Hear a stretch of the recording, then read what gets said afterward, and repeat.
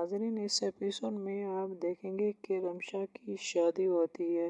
تو شادی سے پہلے رمشا پریشان اپنے کمرے میں بیٹھی ہوتی ہے۔ اسی دوران اینی اس کے کمرے میں آتی ہے اور اس کے لیے کچھ سامان پیک کرنا شروع کر دیتی ہے۔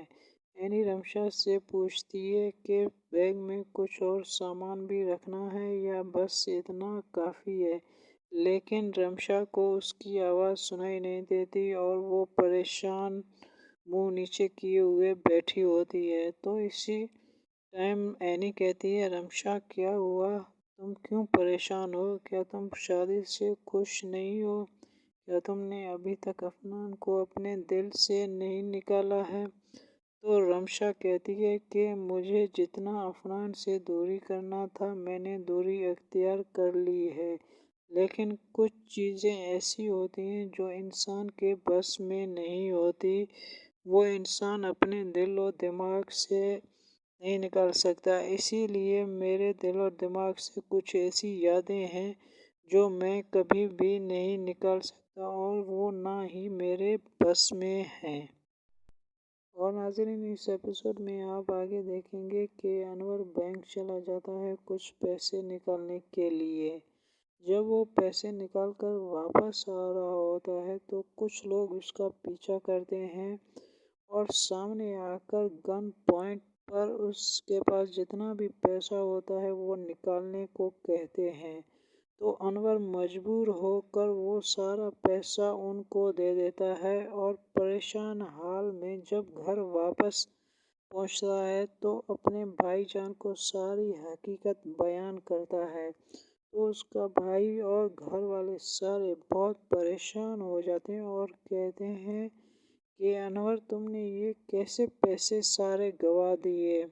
تو انور کہتا ہے، بھائی جان مجھے بالکل پتہ نہیں چلا کہ وہ لوگ کہاں سے آئے اور کیسے میرا پیچھا کیا اور آ کر مجھ سے پیسے چھین لیے۔ تو انور کا بھائی کہتا ہے کہ ابھی ہم لوگ ولیمے کا اخراجات کیسے پورا کریں گے؟ ابھی کم وقت میں اتنے 5 لاکھ کہاں سے آئیں گے؟ تو انور کہتا ہے، بھائی جان آپ قاسم صاحب سے بات کر لیں، شاید وہ ہماری مدد کریں۔ تو انور کا بھائی کہتا ہے، وہ ہمارے سگے تھوڑی ہیں جو ہمارے لیے کھڑے ہو جائیں گے اس مشکل وقت میں۔ انور کہتا ہے، بھائی جان آپ بات تو کر کے دیکھیں، وہ انتہائی رحم دل اور صاحب حیثیت انسان ہے، ہو سکتا ہے وہ ہماری مدد کرے۔ اور جب وہ قاسم صاحب سے بات کرتے ہیں تو قاسم صاحب کہتا ہے کہ آپ لوگ پریشان مت ہوں، آپ لوگوں کی بیٹی میری بیٹی ہے اور اس وقت میں آپ لوگوں کی مدد ضرور کروں گا، لیکن اس وقت تو میں خود اسلام آباد میں ہوں، میں خود آپ کے پاس نہیں آ سکتا، لیکن میں اپنے بیٹے کے ذریعے آپ تک پیسے ضرور بھجوا دوں گا اور وقت پر آپ کو پیسے مل جائیں گے۔ تو قاسم صاحب اپنے بیٹے افنان سے بات کرتے ہیں اور ان کو یہ پیسے ان تک پہنچانے کا کہتے ہیں۔ تو یہ سن کر انور اور اس کا بھائی بہت خوش ہو جاتے ہیں اور تسلی سے اپنی ولیمے کی تیاریاں شروع کر دیتے ہیں۔ تو اسی دوران دولہا بھی شادی ہال میں آ جاتا ہے اور دلہن بھی پہلے سے بیٹھی ہوتی ہے شادی ہال میں۔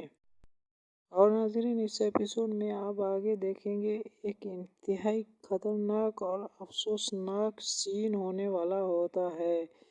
جب دولہے کو شادی ہال میں لایا جاتا ہے تو اسے بٹھا کر دلہن کو بلایا جاتا ہے تاکہ ان دونوں کی نکاح پڑھی جائے، لیکن دولہے کے ساتھ بیٹھا ایک شخص فہد نامی جو اس کا کزن ہوتا ہے وہ دلہن کو جانتا ہے اور اسے پہچانتا ہے، کیونکہ فہد افنان کا دوست ہے اور رمشا جب افنان سے ملا کرتی تھی تو اس دوران اس کی ملاقات اکثر فہد سے بھی ہوا کرتی تھی۔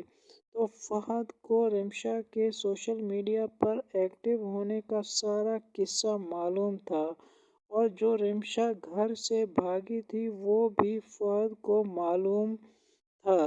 تو یہ ساری باتیں فہد نے دولہے کو وہاں سے اٹھا کر ایک کونے میں جا کر بتا دی اور کہا کہ یہ لڑکی شادی کرنے کے قابل نہیں ہے، یہ لڑکی سوشل میڈیا پر انتہائی ایکٹیو ہے اور کس طرح کے ریلز بناتی ہے وہ تمہیں معلوم نہیں ہے۔ لیکن ناظرین، دولہے کو فہد کی باتوں پر یقین نہیں آ رہا ہوتا اور اس پر بھروسہ نہیں ہو رہا ہوتا، تو فہد اپنے موبائل میں موجود رمشا کی ویڈیوز کو دولہے کو دکھاتا ہے تو دولہا انتہائی پریشان اور حیران رہ جاتا ہے اور اپنے والد اور والدہ کو بلاتا ہے تو فہد وہی ویڈیو ان کی والدہ اور والد کو بھی دکھاتا ہے۔